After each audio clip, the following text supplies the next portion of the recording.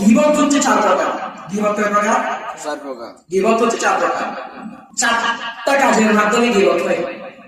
আল গীবাতু বিল লিসান, জবানের মাধ্যমে গীবত হয়। সেটা তো আমরা সকলেই জানি। সেটা কোনটা? কথা বলে যে এটা আমরা গীবত করি, অমুকের নামে এটা বলতেছি বলে গীবত করতেছি, মুখে যে গীবত করি। আল গীবাতু বিল লিসান, জবানের মাধ্যমে গীবত করা। আল গীবাতু বিল কলব, অন্তর দিয়ে গীবত করা। যেটা শুনতে বললাম, আপনি বসে বসে নিচে বসে আলোচনার কথা ভাবতেছেন, লোকটা এত বাজে, লোকটা এত খারাপ, মানে আরেকজনের বিরুদ্ধে খুব বাজে মন্তব্য করতেছেন, বলে এটাকে বলা হয় আল গীবাতু বিল কলব, কলব দিয়ে গীবত করা। আল গীবাতু বিল ইশারা, ইশারার মাধ্যমে গীবত করা, ইঙ্গিতে গীবত করা। কিরকম?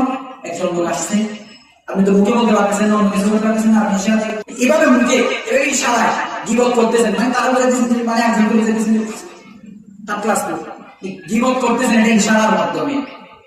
আরেকটা হচ্ছে আল গীবাতু বিল কিতাব। ফেসবুক আছে নাকি এখন? আছে। ফেসবুক আছে না? আছে। আমাকে একজন কিছু বলছে, আমি সেটা ফেসবুকে সুন্দর করে লিখে দিলাম। এটাকে বলা হয় আল গীবাতু বিল কিতাব, লেখার মাধ্যমে গীবত করা। কিসের মাধ্যমে? লেখার মাধ্যমে। লেখার মাধ্যমে গীবত করা। যে কোনো লেখা, যেটা বর্তমানে আমাদের বেশি হয় সেটা হচ্ছে ফেসবুকে আমরা কিছু হইলে ফেসবুকে দিকে দিই, গীবত করি আরেকজনের। এটাকে বলা হয় আল গীবাতু বিল কিতাব, কিতাবে লেখার মাধ্যমে গীবত করা। লেখার মাধ্যমে কি করা? গীবত করা। তাহলে গীবত বললাম কয় প্রকার? 4 প্রকার। আল গীবাতু বিল লিসান, মুখের মাধ্যমে, জবানের মাধ্যমে কি করা? গীবত করা। আমরা একটু কথা বলি, আপনারা কথা না বললে আমরা বুঝবো না যে আপনারা বুঝতেছেন কিনা। আল গীবাতু বিল কলব, অন্তর দিয়ে গীবত করা, ইশকি দিয়ে, অন্তর দিয়ে গীবত করা।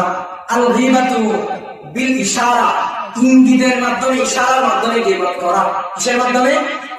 ইঙ্গিতে গীবত করা, ইশারা ইঙ্গিতে। আল গীবাতু বিল কিতাব, লেখার মাধ্যমে গীবত করা। কিসের মাধ্যমে? কয়টা হয়েছে? 4টা। এই 4টা গীবত, 4টা গীবত।